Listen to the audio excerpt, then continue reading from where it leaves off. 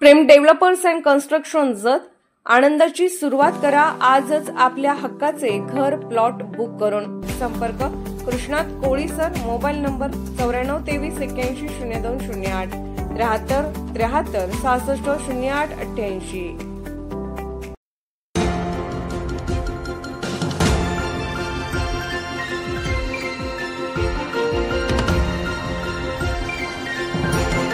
आपण पाहत आहात जत मराठी न्यूज।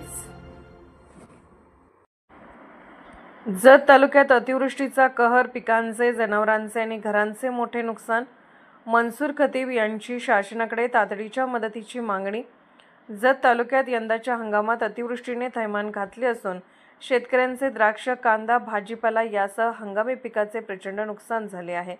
अनेक शेतकऱ्यांची जनावरे मृत्युमुखी पडली असून काहींची घरे देखील कोसळली आहेत। या संकटात सापडलेल्या शेतकऱ्यांना तातडीची मदत मिळावी यासाठी राष्ट्रवादी काँग्रेस पक्षाचे नेते मनसूर रुकमुद्दीन खतीब यांनी संख येथील अप्पर तहसीलदार माननीय रोहिणी शंकरदास यांना निवेदन दिलं आहे।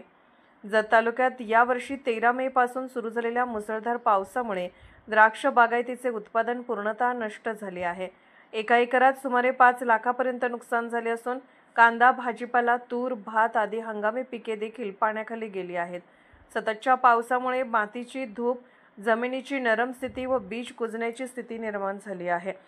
पावसामुळे जनावरे दगावल्याच्या घटनाही अनेक ठिकाणी घडल्या असून शेतकऱ्यांना आर्थिक फटका बसला आहे। काही शेतकऱ्यांची घरं पूर्णतः कोसळली असून अनेक कुटुंबे उघड्यावर आली आहेत। जत तालुक्यातील शेतकऱ्यांनी जिल्हा मध्यवर्ती सहकारी बँकेकडून रब्बी हंगामात 128.12 कोटी व खरीप हंगामात 109.6 कोटीचे कर्ज घेतले आहे। यातील बहुतांश कर्ज शेतकऱ्यांकडून थकले असून एकूण थकबाकी 162.62 कोटीवर पोहोचली आहे। अतिवृष्टीमुळे आर्थिक स्थिती बिकट झाल्याने शेतकरी कर्जफेड करू शकत नाहीत। परिणामी नवीन पीक कर्ज मिळणे बंद झाले आहे। संख येथील अप्पर तहसीलदारांना सादर केलेल्या निवेदनात मनसूर खतीब यांनी पुढील मागण्या शासनाकडे ठणकावून मांडल्या आहेत। जत तालुक्यातील सर्व शेतकऱ्यांची सरसकट कर्जमाफी तातडीने जाहीर करावी। नुकसानग्रस्त शेतकऱ्यांना तातडीने नुकसान भरपाई द्यावी। द्राक्ष बागायतदारांना एकरी 5 लाख तर इतर पिकांच्या शेतकऱ्यांना एकरी 75,000 रुपये द्यावे। शालेय विद्यार्थ्यांची फी माफ करावी। शेतकऱ्यांची सर्व शासकीय देणी माफ करण्यात यावी। मृत जनावरांच्या शेतकऱ्यांना नुकसान भरपाई द्यावी। घरांचे नुकसान झालेल्यांना घर बांधणीसाठी निधी मंजूर करावा। या निवेदनात खतीब यांनी सरकारला 10 ऑक्टोबर 2025 पर्यंत या मागण्यांवर निर्णय घेण्याचे आवाहन केले आहे। अन्यथा जत तालुक्यातील शेतकऱ्याच्या वतीने मोठा मोर्चा तहसील कार्यालयावर नेण्यात येईल असा इशाराही देण्यात आला आहे।